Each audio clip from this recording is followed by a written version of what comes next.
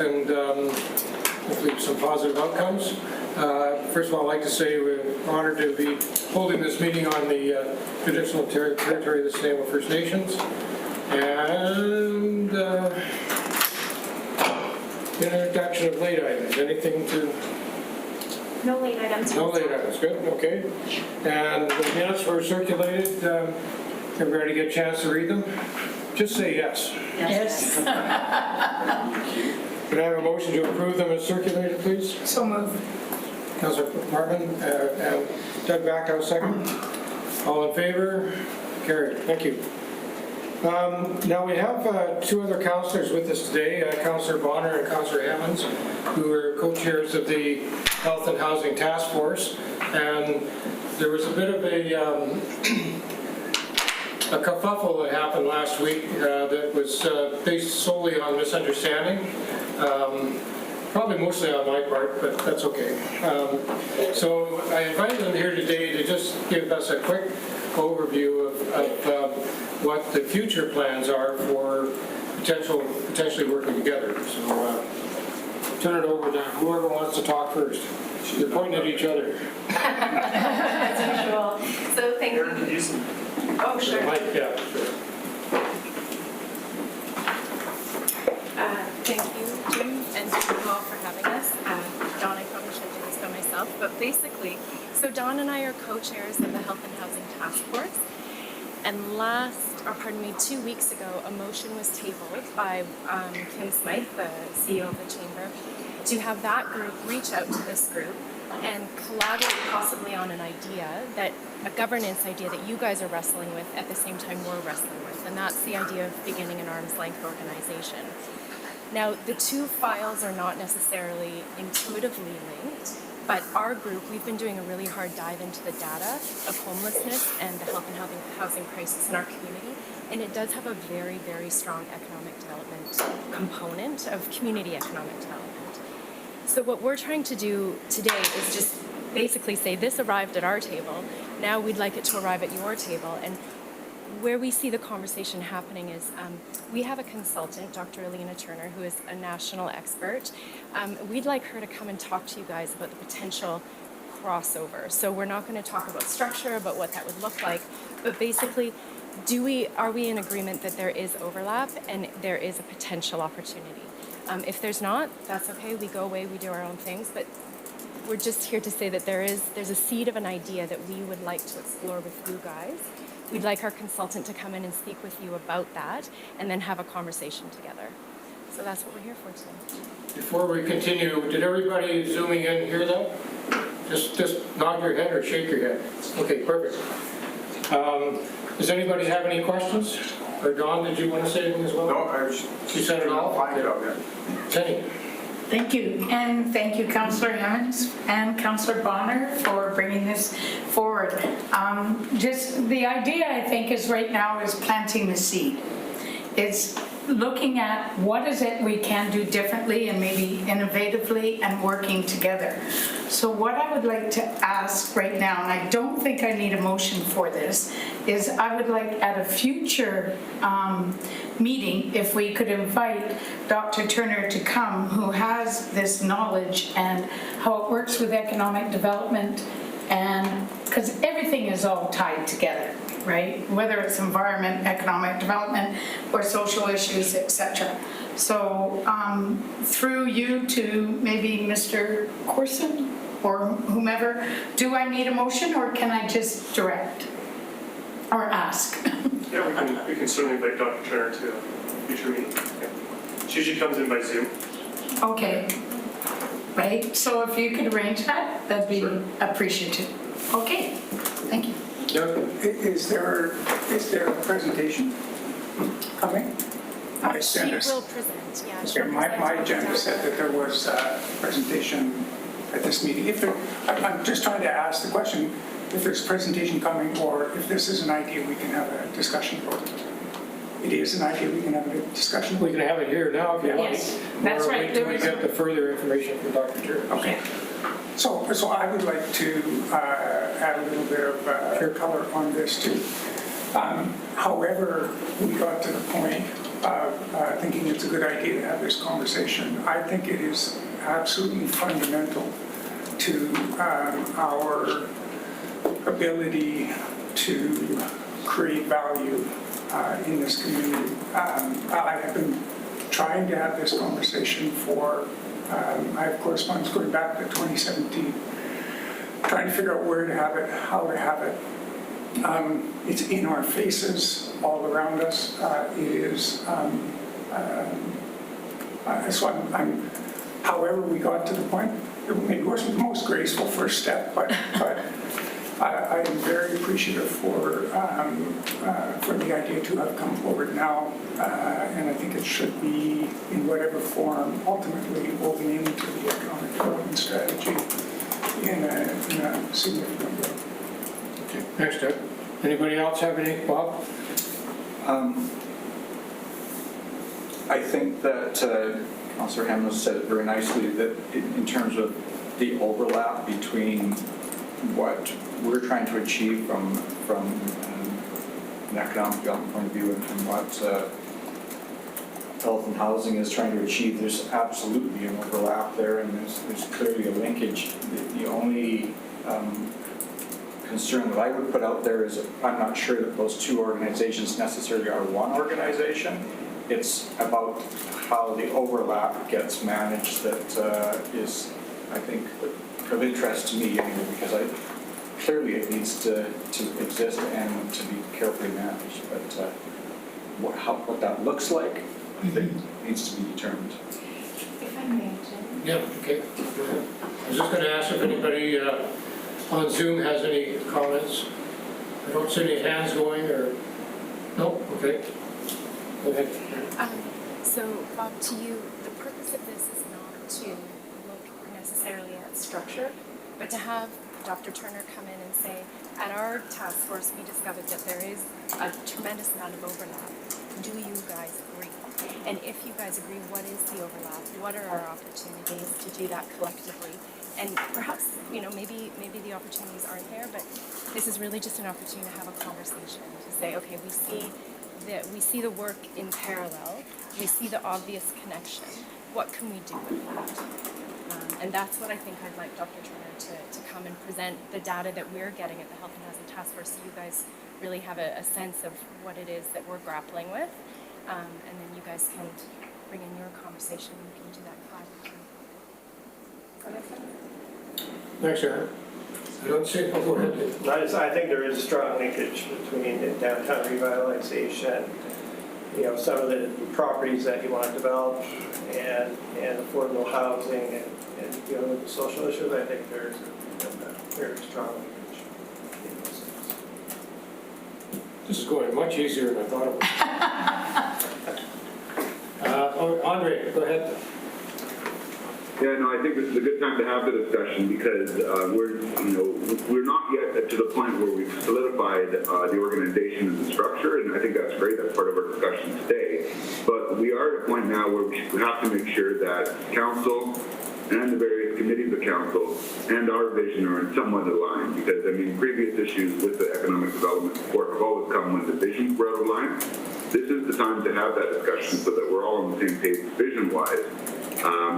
We want to grow the economy, obviously, but what I'm hearing around the table is we want to grow the economy in a manner that's inclusive to all, and ensuring that those in the lower rungs of socioeconomic backgrounds are also included. So I think that's important that that's included in our strategy, if nothing else, to reflect the vision of council. But as a personal belief, I think it's a good idea. Thanks, Andre. Anybody else? Final comments? No? Well, thanks to both. You're welcome to stay if you like. I know you have another meeting. But thank you very much for taking the time to come and help me out to... Okay. Next on the agenda is reports, the external agency discussion. Bill, did you want to...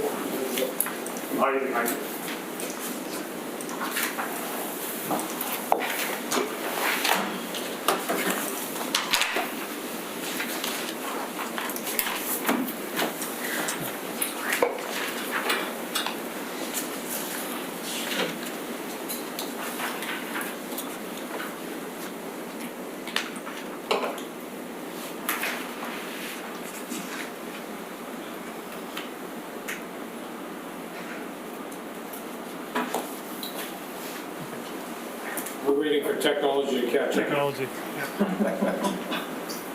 Thanks, Chair. So two things that we wanted to work on today's agenda. One was the external agency, so hopefully spend next 30 minutes or so or longer talking about kind of work we've been doing since Alan Nielsen presented his draft charter to us.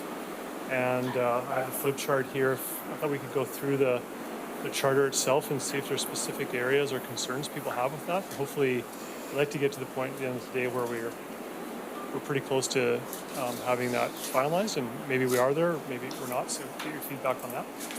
And then the second item is we've got the preliminary kind of framework prepared by Lionsgate on some of the themes for the strategy, and I'd like to have a bit of a discussion about that. I think looking at that, I think there's a few areas we can probably add some additional information there for the consultant before he gets started on fleshing that out a bit for us.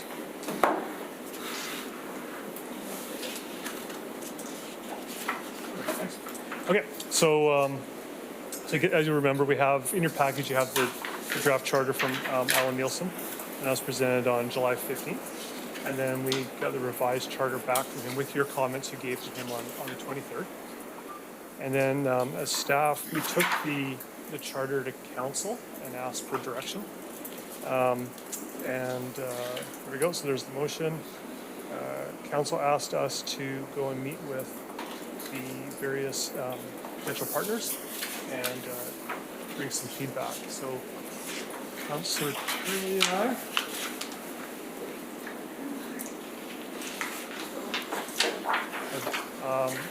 have met with some of the partners around the table.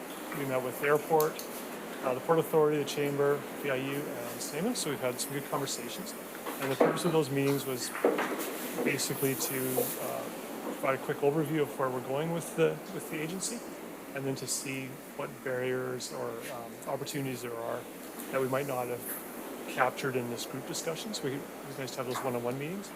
I've consolidated those comments into these next two slides, so not to signal any one organization out.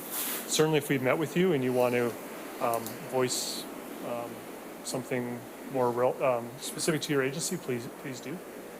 But these are just some of the things that came up. So budget was a big one. I think most people discussed the fact that if you want to have an external agency, it needs to have enough funding to actually get to implementing the projects. And again, we had a discussion that probably if we include the internal and the external, and you want to be in that probably $1 million range.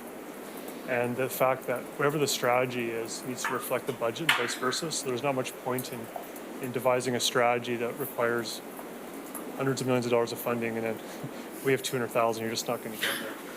So I think that was good to give that feedback to our consultant on the strategy. In terms of the role, obviously economic reconciliation with SNAMA is very important, and I don't think that's been captured in the first part significantly. The agency needs to be larger than just a kind of city department. It needs to represent all the partners around the table. The agency can help solve some of those issues that are related to the challenges of doing business, which might be from a city approval process, it might be from finding labor or other issues. The interesting comment was we should probably limit the marketing of Nanaimo until we actually have a product to sell. So until we, and maybe we have product to sell in certain areas, but before we head off on a business attraction efforts, we should make sure we know what we want to sell to people. The idea about, of course, growing local businesses and helping to understand what they need, their needs is really important. Connecting businesses with services, and then we've talked about this many times, the idea of kind of a concierge service through City Hall. Talked about the benefits. Big one, of course, is a coordination and partnership. The idea of the group, the agency, going for the big ask, whatever project the 5 and 6 partners have. And then leveraging investments, so if we know that the port is spending money somewhere, the city is able to come in and assist to get benefits to the city, and potentially there's something for VIU and SNAMA and everyone else. Governance was one of the things I do want to talk after these slides. in Mr. Nielsen's work, he suggested and recommended a board with 9 members. Some of the discussions we had with our stakeholders have been that to actually keep it tighter and keep it to just 7 members, which would be the 6 partners, and then potentially one other one. And the idea there again was a smaller board, make better decisions, have more clout. And just like Councillor Hemmings was talking about before, kind of this idea of how we take the strategy and the agency and kind of bridge that divide between the fortunate and less fortunate in this community. Another comment we got was the name. Mr. Nielsen came up with the moniker of the Nanaimo Prosperity Agency, and we've been using it. Certainly, we're not locked into it, but we might heard from some organizations that maybe that's not the name they want. They like to see something different. So not a deal breaker, but we can have that conversation today. Level of interest, everyone that we spoke to is certainly interested. They seem to like the way we're heading. There's some funding challenges, I think, with some of the partners in terms of the revenues and where COVID's taken them. And everyone actually said, they couldn't commit during our meeting because they want to see what the strategy says and make sure that there's something in there for them and that they can buy into. But I think we're certainly heading in the right path. It was nice to see everybody certainly interested. So in terms of discussion, Chair, I'll leave it to you how you want to go through this, but if there are members of the task force who've looked at the charter and there's specific things in the charter that they like to raise with the members of the task force, this would be a great time to do that. I thought the ones that struck to me were the board structure was something I thought we should have a bit of a discussion about. But certainly any topics you'd like to raise, this would be a great time. Thanks, Chair. Thanks, Bill. So, open the floor to comments, questions, discussion. Kathy? Mr. Chair, the last time we met with the consultant, there are a couple of things that happened there that I didn't bring up, so I might be fishing behind the net here and too late to bring my comments to the table, but it sort of is relevant because of the discussion that came up through the potential partners on reducing the board to 7 members. I do have a concern that from the cities, and I don't know if this is a concern to the city, it's just my view, that if the lion's share of the funding, and I've heard $300,000 and I've heard $1 million, so who knows what it is in between that range, of taxpayer dollars goes to this entity, and the city really only has 1 voting member on the board. I do have a concern because the way that we were going is that it was going to be a senior staff member, and I think that puts a senior staff member also in conflict. But I had thought it might be wiser for the city, who is the major funder, to have 2 members on the board and reduce one of the members at large, of which had been changed to 3. So that was my perspective at the time, but if there is an intent for the board to be even smaller, I guess I'll have to wrap my head around that the major funder has no additional, it's not a matter of power because everybody has a fiduciary duty to that board, but it certainly is a matter of awareness of both the liaison within the city and the city department and the initiatives that are going on at the board level. So that was one concern I had. And I have 2 others that relate to accountability, but I don't think that relates to governance. I think that relates more to process that I'll bring up as we go through that. But that was my main concern, is that I don't think the city is well represented for being a major shareholder funding the majority of the work of the entity. Thanks, Kathy. Anybody further on that? Oh, sorry, Andre, go ahead. So in our previous incarnation, I never felt we had an issue with too large of a board, and I actually appreciated the diverse skill sets around the table, because if we're looking at a skills-based board and 6 of 7 are appointed, what skill are we going to try to fill, right? So I think it's important to have some representation from the business community and not just the government and quasi-government organizations here. I think you need the business communities and members at large just so we can round out any sort of weakness in the future for skill sets through these member organizations. So I think one might be too thin. I do like the idea of making 3 members. Thanks, Andre. Dave?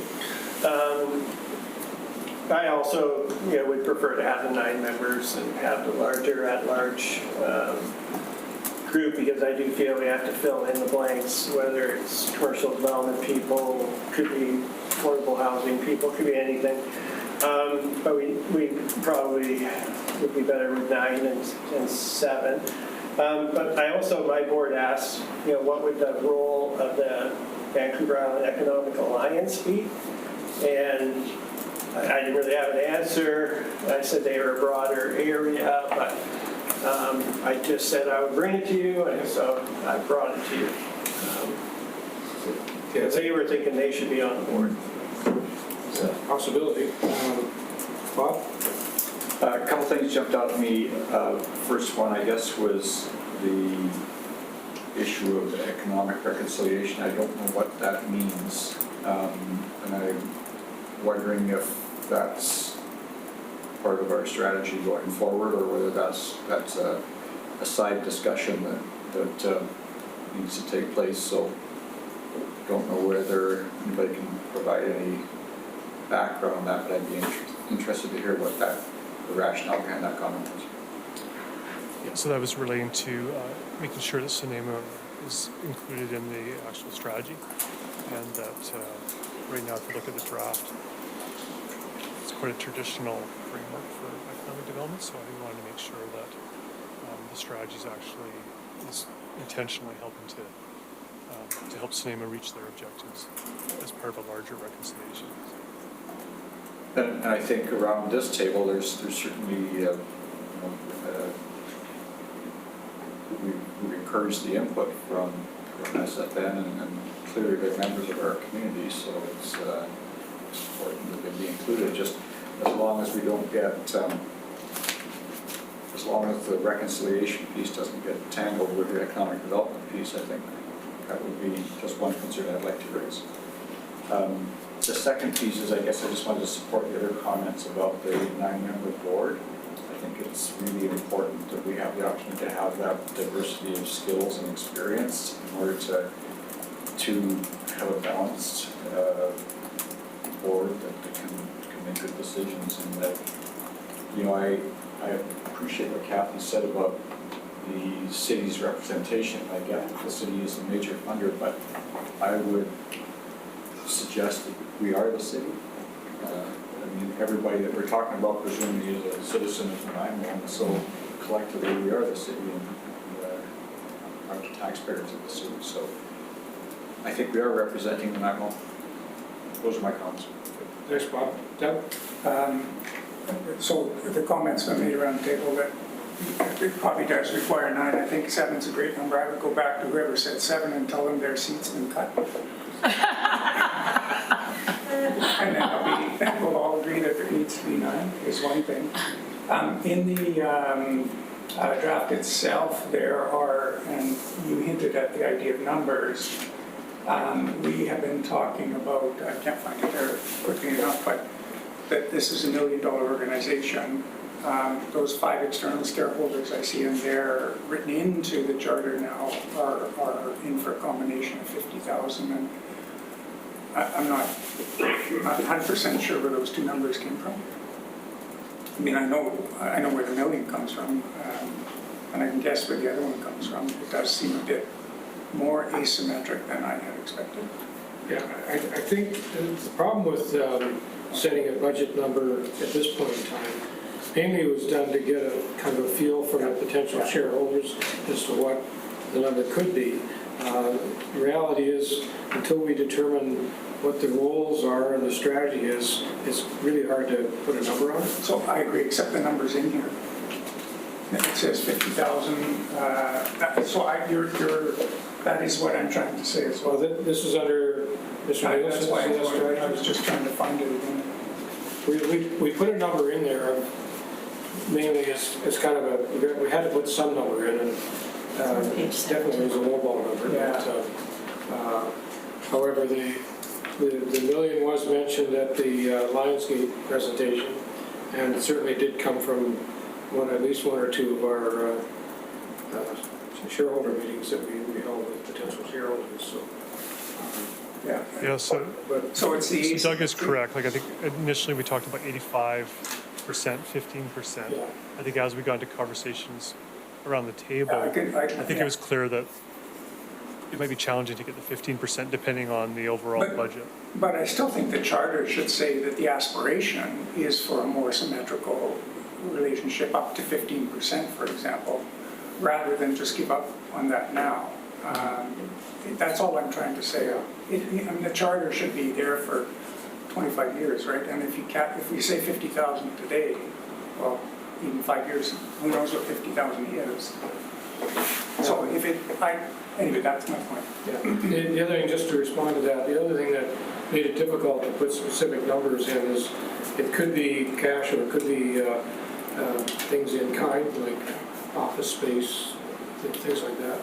And those are a little more difficult to put numbers to. So, and yes, but I agree with you. I think that, and that's why I'm saying we should take the number out Yeah.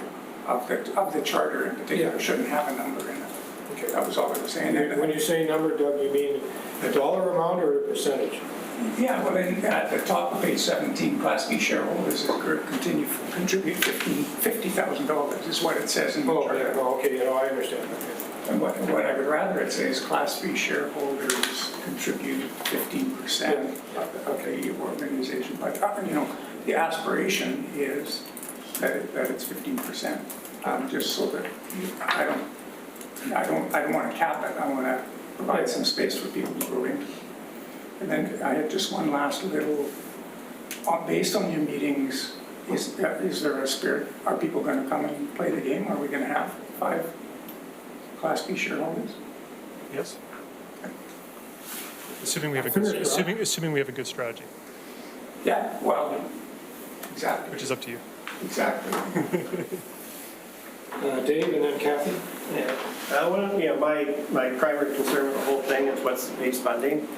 And I don't really have a problem with the 50,000. I have a problem with what's the remainder for the city.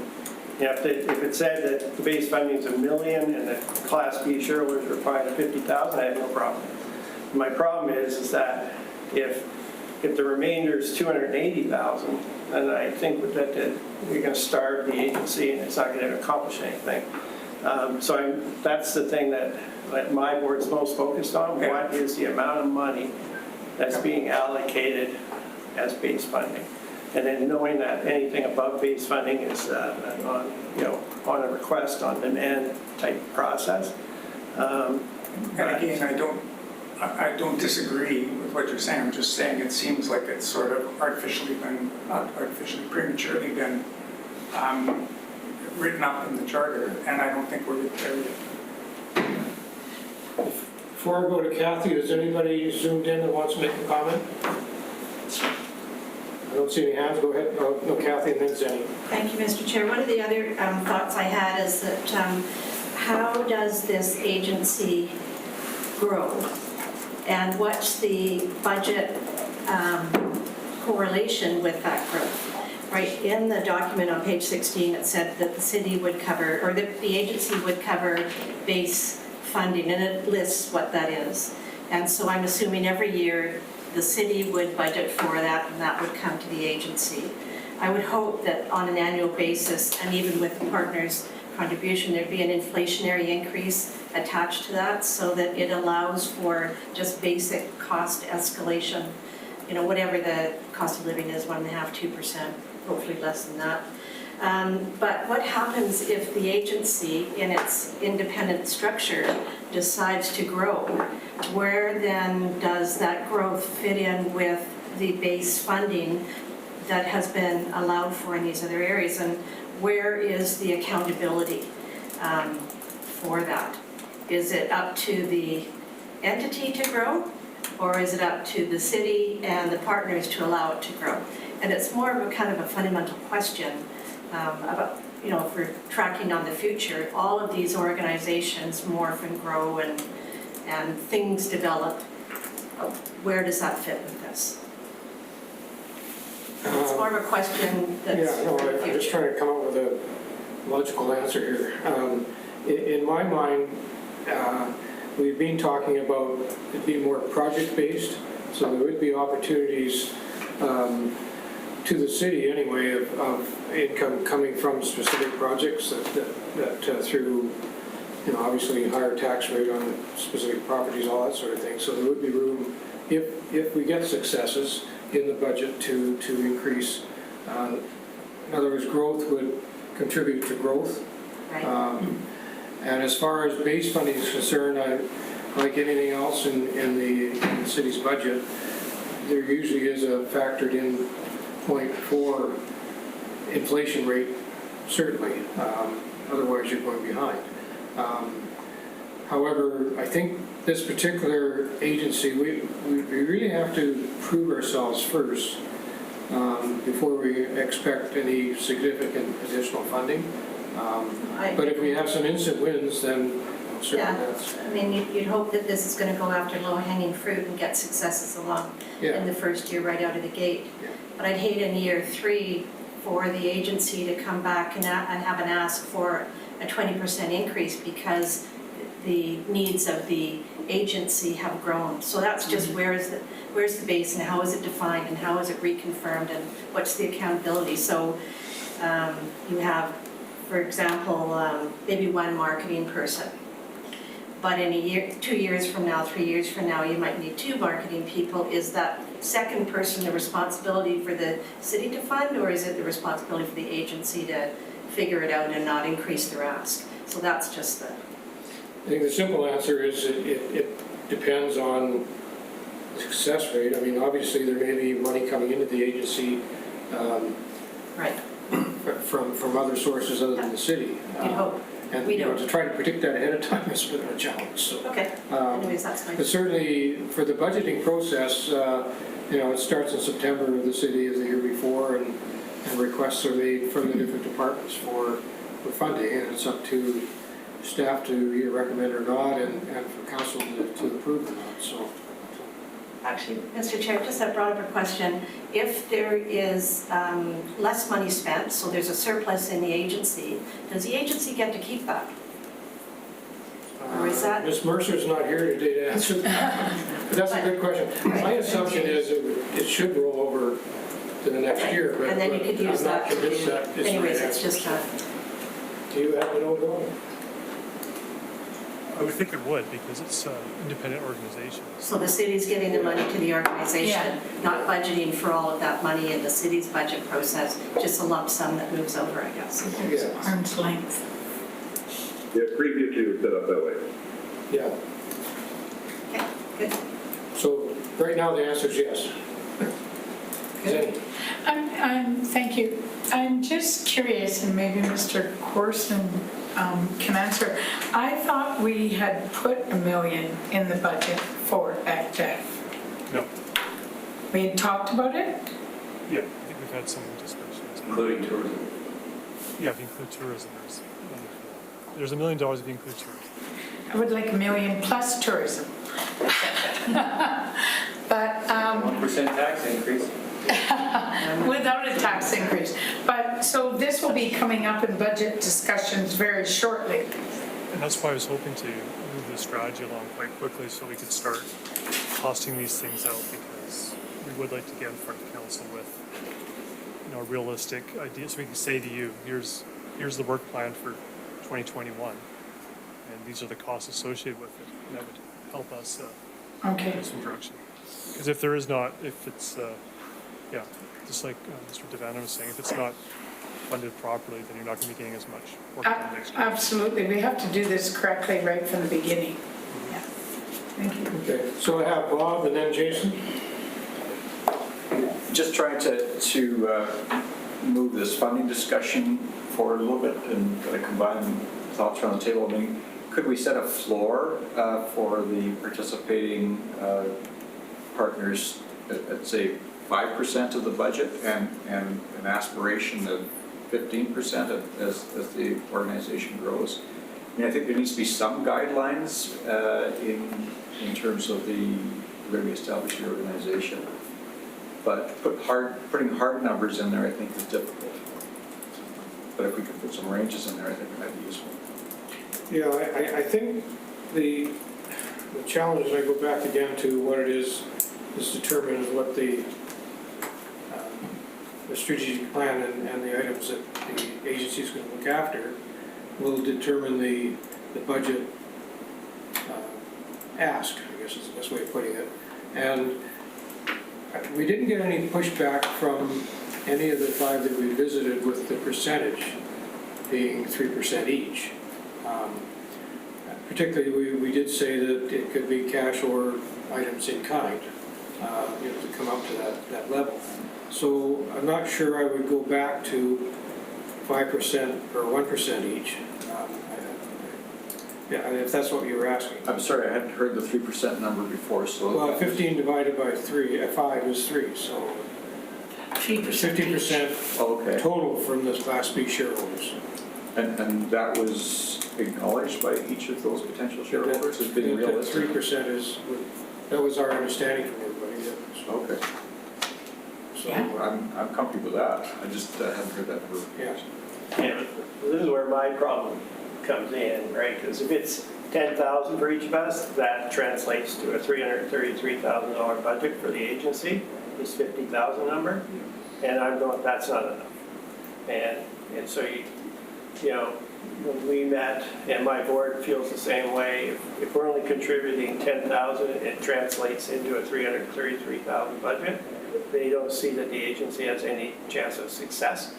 And so this one here set a floor and then said, and NYMA would pay the remainder. So what is the remainder? Because that was to give us certainty as to 5 additional shareholders. But if it was $1 million budget, the city would be kicking in 950. And we just want to know which way it's going to go, but we want it to translate into a meaningful budget, whatever to do. Agreed. Jason, you're next.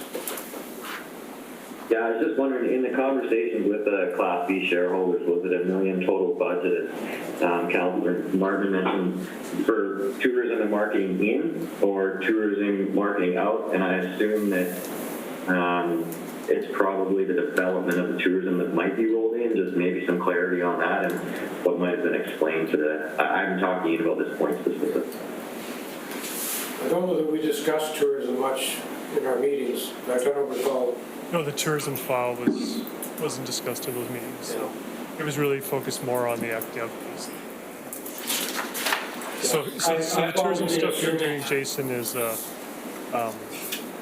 would be on top of the work that we were thinking. From a development, like if you were a site development, sure, trying to find property or something that goes on with the development of tourism, but I think something separately that we've learned that the Tabby group was doing was just the destination marketing, and they're 2 very different pieces. I just wonder if they'll continue to be 2 very different pieces, and if the destination development within economic development would be within that role of that group. Yeah, when you talk about tourism being part of a business development to attract business and not market the Nanaimo as a destination for tourists. In my mind, those are 2 different things. So, Mine too. okay. Doug, I think you were next. So as a way out of this conversation, I think it would be easy to, I would like to suggest the city as a Class A shareholder puts in a budget, an amount for base funding, and then the city can also have a Class B share. Now you have 6 Class B shareholders who can each put in an amount which is program funding, and then the airport gets what they need, where they can see from the Class A share that there's whatever the number is, 500,000 or 600,000, 700,000, whatever the number is, and I hesitate to put a number to it. And then the Class B shareholders, of which the city can or cannot be one, are contributing to that piece as well. And you can keep the 3, you can keep with the aspiration that program funding would be, 15 or 18% of the total budget. So I think it's an easy enough adjustment to make in the charter. Write that down. I did. Thank you. Anybody else with comments on? No? Okay. I would just like to make a couple of comments. I attended virtually the UBCM conference convention along with the majority of the council. I attended the one on the session on economic development, and I forget the gentleman's name, but he's the CEO of the BC Economic Development Association. And one of the interesting comments he made, which I had never quite thought about, was when you're talking about recovery from COVID, you have to look at two distinct areas in the province as to who's doing well and who isn't. He said the Metro Vancouver area, which I'm not sure if that includes out to Langley or what the inclusion is, are not doing well. They're still struggling. The rest of the province pretty much has got back to the same employment rate that they had prior to COVID. Now, of course, you'd think, well, yeah, but all hotels are not doing well and tourism not doing well. However, you look, couriers are going nuts. A lot of businesses are doing extremely well.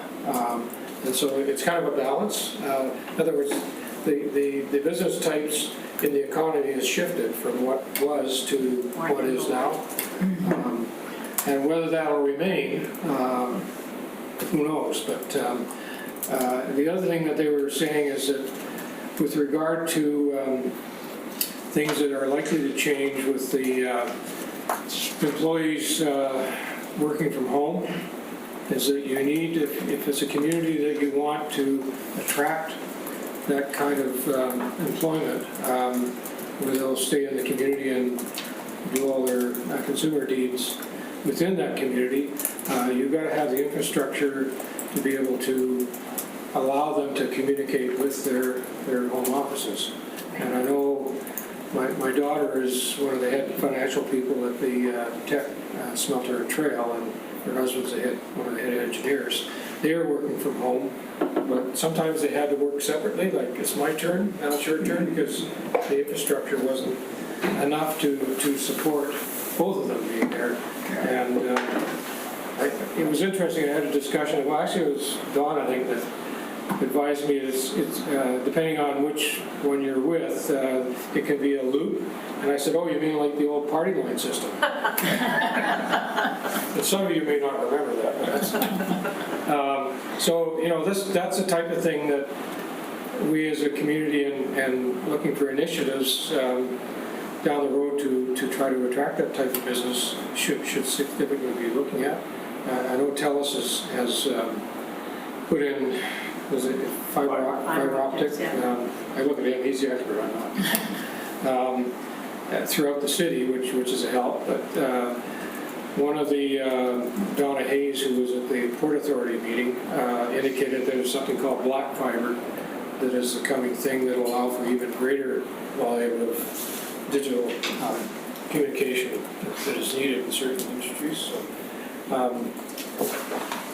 and with regard to naming the agency, I've had, given Mary Ann's challenges right now, I've had lots of time to talk to her, and her suggestion was keep the name Prosperity in there, but put economic before it, and then either project or agency, whatever you want to name afterwards, as probably something that means more than just the Iowa Prosperity Agency. But I'm quite willing to go home and tell her she wasn't right.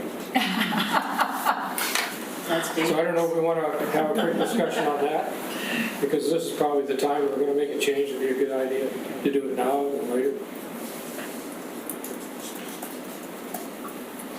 Jason? Yeah, just a quick acronym thing. Obviously, that shares our NPA, so there might be some confusion. So adding economic prosperity agency, something in front of time would be a bad idea. Anybody else? Go ahead, Bob. I think I prefer the term corporation in there somewhere to agency, so Yeah. I think it is more in line with what we're trying to achieve. So what was your, sorry? Well, we could call it the Nanaimo Prosperity Corporation. Oh, corporation, okay. Well, then it would be our acronym. Just saying, I'm a code Well, no, aren't you the Nanaimo Airport Corporation commission. Commission? So we need NPC. We're the NAAC. Oh, So you're we're the NPC. Okay, that's fine. Yeah, no, thanks. All in favor? So Prosperity, Nanaimo Prosperity Corporation. Corporation. Anybody else have any comments on that? If not, we won't spend a lot of time on it. I'm indifferent. Okay. Chair, I just want to make sure there's nothing else people want to discuss in terms of. Sorry? I just want to make sure the task force doesn't have anything else they want to discuss on. Yeah, oh yeah, no. Okay. Any other points under the summary of statement? Kathy, you had mentioned you might add something else. The other one that I had is on accountability back, but sort of on a number of votes, but on accountability back to the city. What is it? It's not mentioned in here. It says, okay, this, if the corporation would have an AGM a year and all the, what all the good stuff that happened and the stuff that wasn't accomplished is recorded and reported, and then what in the future year is. And I'm still thinking that for $300,000, $1 million, what is the accountability back to the city / the taxpayers? And would there be an expectation? And I don't know if this is something that's for the charter or if it's for something that comes with the contract that basically will be between the city and the agency or the corporation.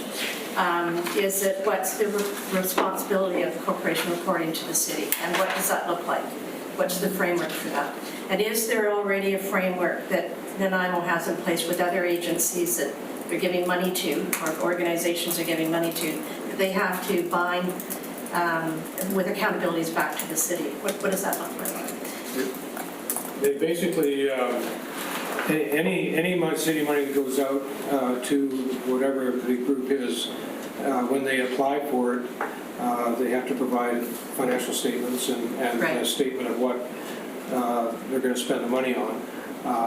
And then I think it's once a year, Jake, that financial statement or the year-end financial statement from those that have received funding has to be submitted to the city as well.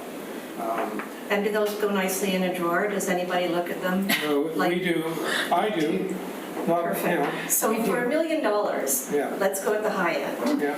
What would you as council want to see? Would you want the executive of the corporation to come and report to you once a year with what did we do and what are we going to do? As well as the financials, the audited financial statement? Or would you just be fine with the audited financial statements? I just think this is public money, so is there a public persona to it? And I know that all of this creates a bucket of work, not only for city administration, but for the entity. But what would make Okay, so you satisfied? on page 16, Board of Directors reporting, that I believe outlines some of Yeah, the it says expectations. the AGM, right? The AGM semi-annual briefings to each shareholder. Another means formal, informal, that shareholders may request. And the shareholder, of course, would be the city as well, so. So that So, this discussion could be yeah. deferred to the... What, I'm speaking as myself as a councillor, and I'm sure the rest of the council agrees with me, is that we appreciate getting, if not monthly reports, quarterly reports from different groups that particularly get a significant amount of funding. You know, somebody we've donated $5,000 to, I'm not sure it'd be nice to get, but am I going to read, 100 of these? Probably not. However, the ones that we're contributing a lot of money to, I definitely do go over very closely and ask appropriate questions. Some we get them to come to council to give a report on what their successes are and what their plans are if they, throughout the year. Okay. So it's not a case of here's $1 million, you go play with it and don't bother us. That's not what happens, so. Yes, Yeah, sir. so normally it'd be in the contract that we'd have with That them. would be So part of the with contract. tourism we have, that. We've done other studies with Right. entities, there's a requirement that Okay. things are put back in there. So you don't get the funding without meeting those requirements. Anybody on Zoom wants to come in? Kim and Jolene, I don't see any ability to see whether you're waving or not, because I only see your names. Are you with us? There he is. And I don't know, thank you. So if you have questions and I don't see your camera on, you might want to hit the, was it the wave button or something? So I can see whether or not, if you have anything to ask or comment on. Now that you're up there, do you have anything? No? Okay. No, I'm good. Okay, thanks. Me too. Okay, so we're going back to.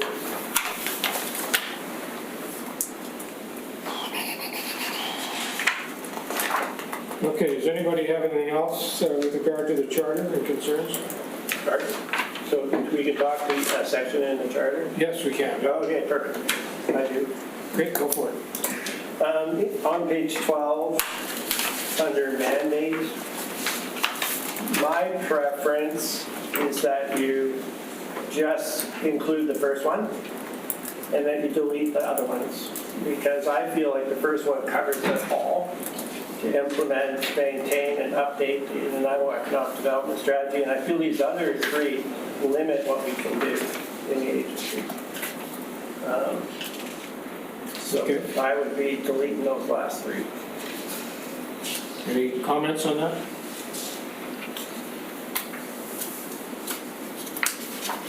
Doug? No, I was just trying to give a thumbs up. A thumbs up, well, just say it. I agree. Okay, Zenny? Yeah, I actually keeping it simple, right? I think that's the best strategy. I think you're absolutely correct. It's all encompassing without limitation. Anybody else have any comments, concerns? No? Sounds like a good idea, Dave. Awesome. Page 15, can I continue? Yeah, oh, yeah. Okay. Under decisions, in the final paragraph, it says all directors vote on all decisions. But in the last paragraph, it says a quorum of 5 voting members is required to meet and vote. So I found that confusing. Do all 9 have to vote on everything, or does a quorum, can they vote? So I just find it, maybe you could read it again, because it didn't seem consistent to me. So it's the last sentence or your, The first and the last sentence to me contradict each other. So it'd be all presiding directors, right, who would be attending the meetings. It's almost like the quorum is first and everybody has to vote. So no one can abstain. Is that what this says? Is that what you're Well, getting what at? it says to me, the first sentence says all 9 of us have to vote on everything. Yeah, I think take out the word all. And the last sentence says, well, 5 people can vote if they show up on the quorum. So it just confused me. I don't know. I would just move the last sentence to its own paragraph, which deals with quorum, and the other one is about voting, right? So first paragraph starts all directors and ends with majority of directors present, and a new paragraph, the quorum of 5 voting members is required for meetings. Could you help? Do you need the word all in front of directors? So just remove all, just say directors vote on all decisions and clarify that you need a quorum for 5. Remove the word all. That makes sense? Can I go on? Yeah. On committees, I was wondering why we're directing that you have to have a governance committee and you have to have a finance committee. Like, why can't the board decide what committees it needs? And so it's just a question. Okay, Kathy? Just in the experience that I've had when a board is in managing significant money and responsibilities, it just is prudent to, within the framework, always have a governance committee which takes care of policy, staffing issues, Probably those are the two main ones. How often does the board meet, all that kind of stuff. And the finance committee is obvious, because those two are the ones that really govern the work of the board.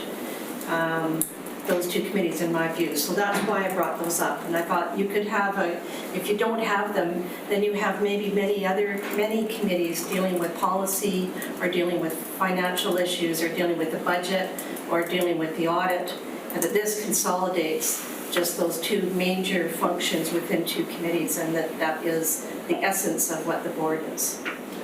I just, I sit on the board, or I'm managing at the airport we have a board. We do not have a governance committee. I recommended against it because I feel like the board can be the governance committee, or they can delegate that to a committee, but you don't necessarily need one. Almost everyone has a finance and audit committee, that's a given. But I don't know why we need to tell it who its committees are. I just find that awkward. Like, why wouldn't we tell them you need a planning committee? Why wouldn't we tell them you need? So it's just a comment for me. I just, the governance one was the one that I was the most concerned with, because I don't actually think it's necessary.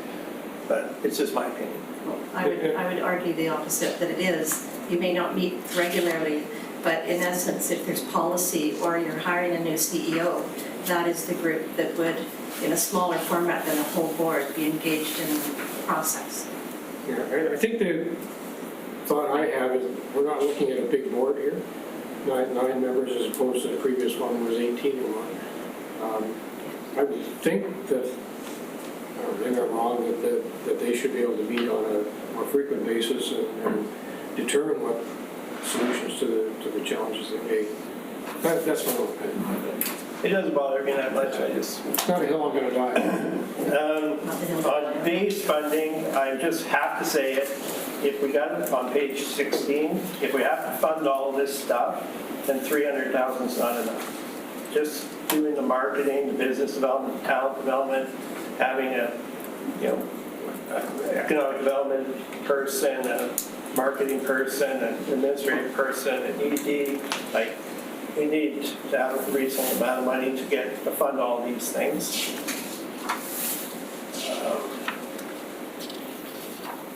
And I've already commented on the 50,000 and the remainder, saying, we need to work that out. How we're going to fund the place. Those are my comments. Next. Anybody else? Quite a bunch today. Oh, I'm sorry. Who's waiting? Okay, just on the governance committee. Yeah, thank you. Just on the governance committee, it is something we do have here at the Fort as well, if anything, even just keeping up to speed on any changes in government policy, any sort of regulatory changes. It's something here that we have and value at Fort here. Thanks, Jason. Anybody else? No? What's next? Thanks everybody for your comments. So we'll take those and revise the draft charter now in place, which is great. So thanks for your input. The next thing on the agenda, Chair, was just to start discussing out the focus areas for the strategy.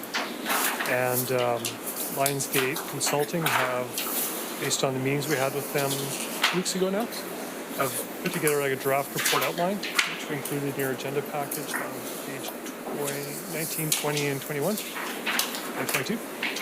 I'm focusing on page 21. I thought we could have a bit of a conversation about the focus areas. Lionsgate have not got into any of the meat yet. I'd say this is kind of the bones, and then I'd hope after today we give them a bit of direction whether these resonate with us, or if there's other ones we wish to add, or if there's some we want to remove. And then we can get them off and running on starting to map out the strategy in a bit more detail for you. So again, I'm just looking for a bit of a discussion whether or not any of these, which of these work for us and which may need to be revised. Thank you. Thanks, Bill. Go ahead, Doug. Mr. Chair, I think the only thing that I would like to make sure that we add, since it's headed our direction anyway, is some heading that deals with whatever title it ends up with, health and homelessness, or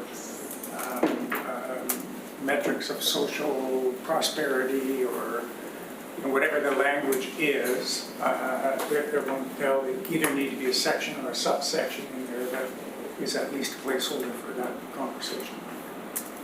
So you're referring to social agency or whoever what we heard from Aaron and Don? Exactly, so Social prosperity. Placeholder for that. Yeah.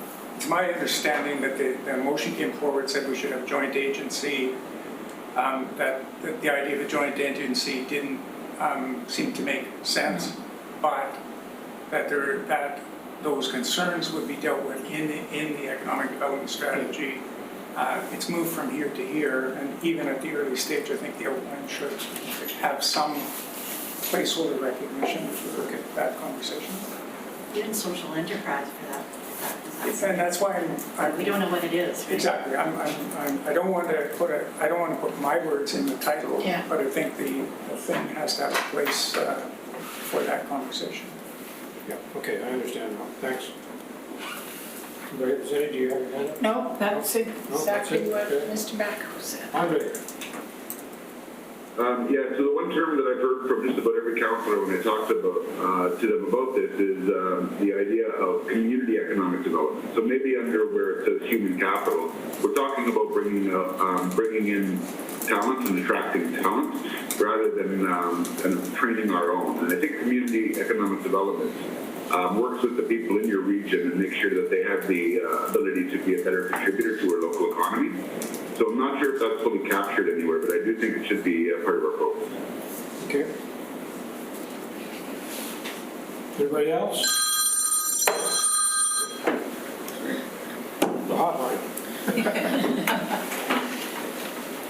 So that's it? If nobody has any other comments or suggestions on the strategy for landscape? No, just on the infrastructure, I don't know if economic infrastructure is the right term, but the infrastructure that sometimes is missing is the water, sewer infrastructure. And transportation is mentioned, but some of the other just basic utilities are not mentioned. Fiber's not mentioned. There's different type, the way we've captured it kind of as assets like waterfront, downtown, rather than what, kind of the core elements. And I somehow like to capture that, because one of the main things that we thought we might do together is put together a joint application for infrastructure for grants, and I don't see it kind of captured there. The other one that I don't know if would fall into this one or not is the Niles, at the moment, lack of industrial lands. So whether zoning would be part of that or... Employment I land think the employment lands is kind of where he was trying to go with under economic. Is it under another category? economic infrastructure. Oh, employment lands is considered, okay, that, Yeah. okay. That's the new term for it. Yeah, okay. Wait, I'm just too old fashioned. You don't go to an industrial park, you go to an employment center. My personally, I'd like to think that that the sub-points, like, those are what we stated, but they're basically, we're just thinking off the top of our head that day. Innovation and technology, I think is a category for sure. I don't know if those 5 points are the right ones. And so I'm hoping they'll, fill in the blanks a bit better, and not just go with what we said, right? Yeah, that's why I was thinking today's discussion might be good. If there are things you'd like to see in there, I think we should maybe try to provide that today. Just so they don't spend a couple weeks flushing things out that And we we're have not, to go back. yeah. Well, under economic infrastructure, instead of healthcare, it'd be like social infrastructure, like, which is going to cover, affordable housing. It's going to cover, various other things that would maybe fall under a social element versus a healthcare element. I think the healthcare one referred to really came from a lot of, from Donna Hayes and the idea of creating this tertiary hospital, and that was discussed this morning at the mayor's task force. Oh, sorry, Jason. Jason? Yeah, I'm just wondering, I'm not seeing education in there. I'm seeing human capital as skills and talent development work. I'm just wondering if we should add in tech or some education within here. You got with respect to BIU and I get talent attraction is one thing, but using the education system we have is another, I think, and maybe I'm not seeing it here. Talent development. Well, I think one of us here mentioned community ED, which I assumed to mean locally trained, but perhaps I misunderstood. But thank you. Mr. Chair, does the term business climate mean that we're being business ready and the systems at the city that need improvement, or is that included in that? That's what I understood for the business climate. Yep, all right. Permits and being ready, Timeliness. being open, Being open for business. open and ready. Doug?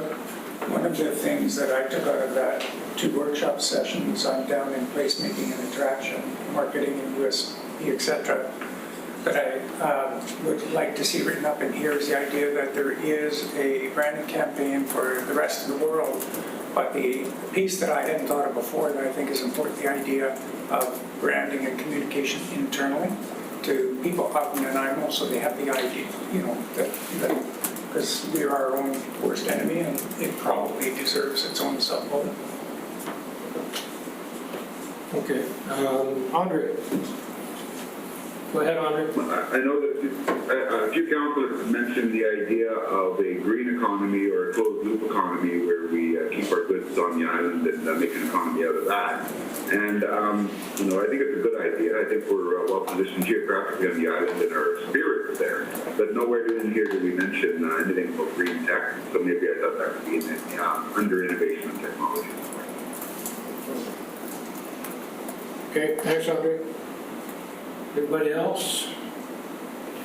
It might be covered under, oh, sorry. Bob, go ahead. I was just going to ask the question, not specifically about what's listed, but how are we going to identify our top 5 priorities? Like what are, out of this strategy, are we going to come up with something that says, here's the broad-based goals, but here are the top 5 that we need to hit, and maybe in some order? Is the consultant going to recommend that, or are we going to look at this list and say, okay, let's start voting, but surely that's the sort of thing we'd like to give to our new agency/corporation to say, here's where you start, and let's see if we can make these things happen first. That's a good point. Yeah, so I imagine we'll be getting the various actions, and then we as a group, and maybe Steve will come over and help facilitate a session on that, Yeah. on prioritizing and making sure we're all, So we would pick from this list as what you would see happen. or add to it too, right? I mean, if we could see the list, maybe they were missing a few things. Yeah. It might be short, medium, long, or Yeah. however, so it doesn't get lost. It's just not urgent. Yeah, our top 5 priorities are this one's gonna take 4 years to get to. Right. This one's like one we can do next year. I should have the same top 5 from a while ago. We never know. Could be. Dave? Chair? Well, it's just that we talk about employment lands, but what I'm interested is in development-ready land inventory. And so I don't know if it's just covered under, but I want to be able to hope that the agency can market this development-ready land, whether it's industrial, downtown, commercial, residential, whatever it is. So I just wanted to state it because I feel like we have a lot of strategic properties that are within our employment lands, but I don't know if they're development ready. That's kind of been one of my worries since the beginning, because a lot of it's dealt with, I guess, in camera. Well, Go ahead, Sandy. to a certain extent, but would this fall under the OCP for next year? What would be identified as what would be development-ready lands, or what we would make development-ready lands? Yeah, so through the OCP, you'll have the opportunity to decide if we have enough. The analysis we do will go back to you for a decision if you think we need to create more industrial lands or, and then really it's up to, I think the role the agency can play is potentially helping leverage, bring those lands on market sooner than later, because I think right now we actually have quite a few industrial opportunities, but they're stalled out at the moment. So if you want to actually bring those forward, how do we encourage them, whether it's the provision of infrastructure or helping move forward some of the development applications or finding different owners or investors to come in or to find the tenant that would unlock the property. Those are things I think we can do as a corporation or agency. And if I may, do you know off the top of your head how many development-ready lands we have right now? Yeah, so when we did the land inventory study for the OCP, they actually categorized all of the industrial, commercial, office, residential lands in the whole city. And then, I don't have the number off the top of my head, but it's in that report. And then it also makes a projection of what you need going forward.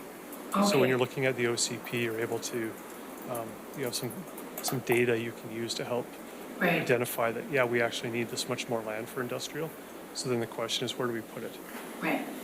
Thank you. I think the other comment before Dave I can make with regard to when we get into marketing industrial land, I'm sort of thinking there's a bit of a fine line there between commercial real estate companies that exist, and Bob, you might dispute me on this or back me up either way. I don't think the agency wants to be treading on that portion.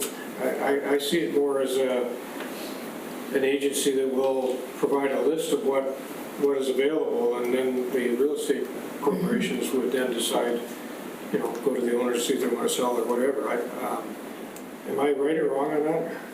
I would see this being a cooperative effort. Yeah. I think you need But with both perspectives. defined duties on each side, right? As opposed to, in other words, I don't think we would get into selling a piece of property for a commission. But maybe I'm wrong. Well, I would hope not, but. Yeah, but, so I'll just use the airport as an example. Yeah. So the airport's got 50 hectares of undeveloped, call it light industrial lands, call it whatever you want. It's not development-ready land. And so, to me, we're a nonprofit agency, and then we've got, the Nanaimo there, First Nation, they have undeveloped land as well. The city's got undeveloped land, and now Port Authority has undeveloped land.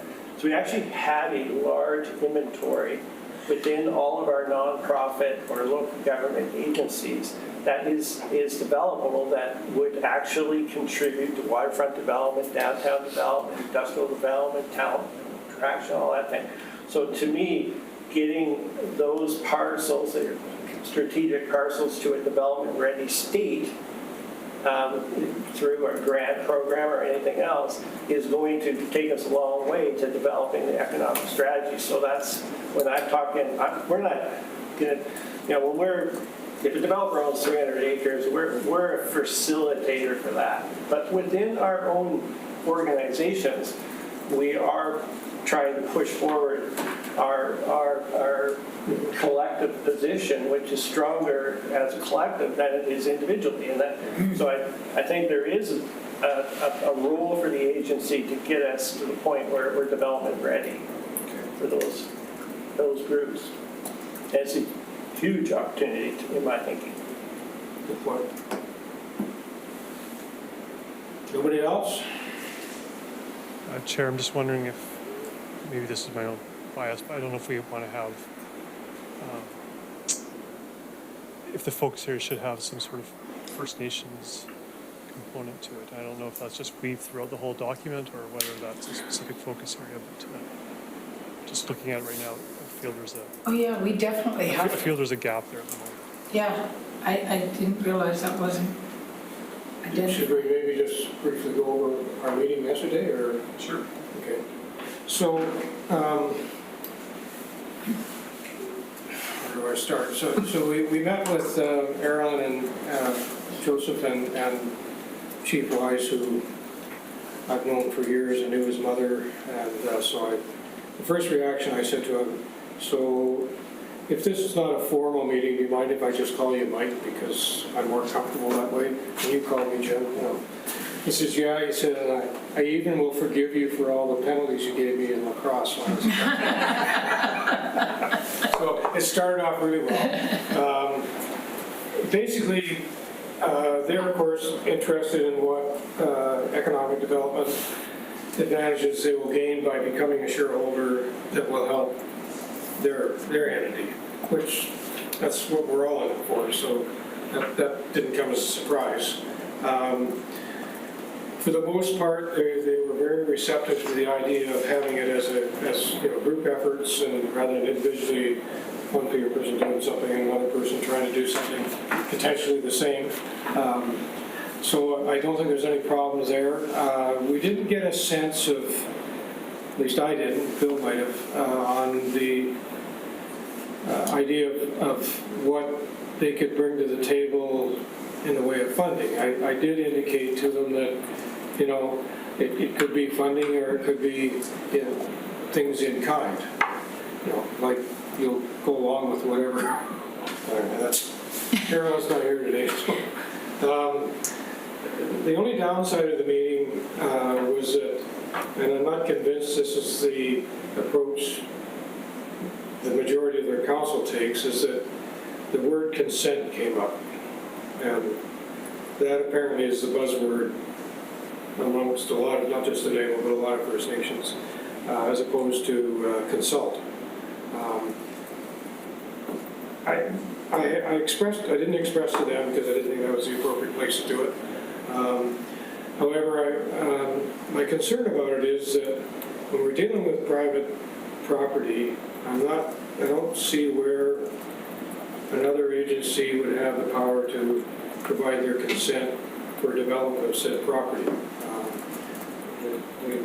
I've been told by people who I believe are in the know on this that anything to do with federal or provincial politics, certainly consent is an issue. But municipalities and districts, not so much.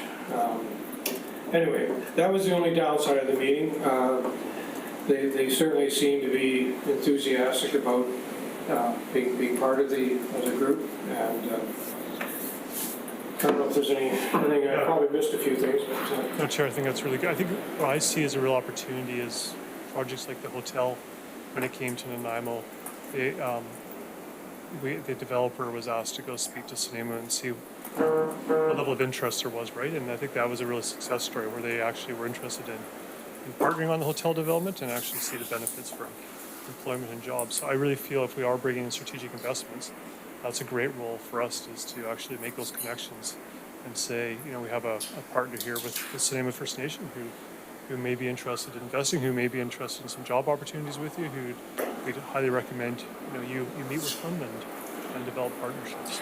But, those are win-win stories. I think that's what I really see having them at the table is it increases their wealth, it integrates them into the community.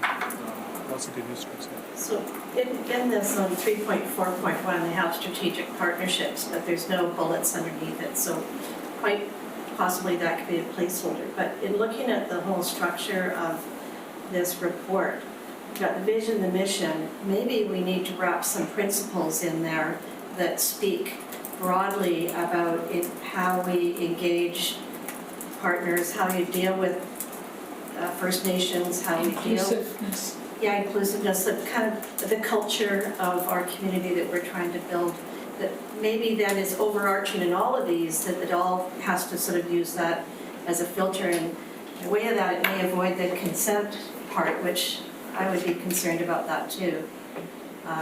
Because then there's going to be 5 other groups wanting consent lining up. But that might be a way to address this, is through an upper level overarching principles of this strategy, or the other is be more specific on the strategic partnerships. Because in this, they're going to say who's involved, and like what's the timing and who's involved, right? And who's the lead. I I guess that's the structure that they were getting at. Zenny and then Bob. I do believe that SFN is going to be a crucial partner for us, right? They're going to be economically prosperous. They have new lands. I don't know what they're going to do with them, but I think that it'll be really important, and they may come from a different perspective than all of us and bring newer ideas or innovation or of how we can make this work. So I'm quite excited with SFN as a partner. Bob? In my mind, the base of I guess the base measurement for economic success is creating new high-value jobs. And I think one thing we all are now aware of is that not just SFN, but many First Nations across the country have a very rapidly growing younger population. And maybe we could include in our strategy something to the effect that we would assist that younger population to build their skill sets and gain high-value employment. Because that's absolutely mutual benefit, because that will help us bring new employers and new companies to the table. So something like that, perhaps. I had Andre first and then Kim. I think maybe we phrase it in that we need to be aligned or explore ways to work together with the Petroglyph Economic Development Corp that they've set up. Because I don't think it's right for us to presume that we'll work directly with council and chief and council. That's really mayor and council's job. But our direct alignment should be with Petroglyph Economic Development Corp. So I think we need to maybe instill at least a quarterly meeting, but I don't want to presume that. I think right now we just need to explore for ways to collaborate. Thanks, Andre. Kim? Yeah, I'm just going to sort of echo Andre's statement there. We've been working closely with SFN and Petroglyph in economic development issues leading up to today, including working on a national level with the Canadian Indigenomics Institute, who are forecasting that the economic potential of the Indigenous economy will grow from $5 billion to $30 billion within 5 years. The young entrepreneur, Indigenous young entrepreneurial groups in Canada are growing at the most rapid rate of any entrepreneur group going. So I think we need to get ready now for what's coming down the pipe and the work that is rapidly expanding amongst the Indigenous economy, and need to be very especially cognizant of that. And since Stenemo are playing an increasingly important role in our community and in economic development, I think we need a special nod in there. Thank you. Thanks, Kim. Dave? I guess the way I see it is, clearly they're already a partner, they're part of the agency, but to me, we should be developing strategic investment opportunities with them. Like, to me, that's what they want. Like, when I had just met with them too, right? And they want to know, how can we work together for joint benefit? And they don't want to just be consulted and give a consent or non-consent. They want to be an active player. And so finding the right words to show that is what I think would be fun. Yeah, I certainly got the impression that that's what they're wanting, but then my alarm bells kind of went off with reference to consent, because that means in my mind, a whole different thing. Well, but that's a fallback position, Yeah. right? So, if you're just going to consult us, then we're going to provide a consent or non-consent or no objection. But if you're a true partner, Yeah. then we're going to have more than just providing consent, non-consent. And so we have to get past the point where they're just saying yes or no. Which brings up the point that I think was Andre made with regard to their economic agency corporation, the Petroglyph, whatever it was called, whether they're the ones that should be part of it as a shareholder as opposed to the political arm of the Cenemo. Because obviously their focus is going to be more on economic development anything else. So that's maybe something we need to Clarify. clarify with them. So, I think you should let them decide. well, we'll just ask the question. I'm not going to go there and tell this what you have to do.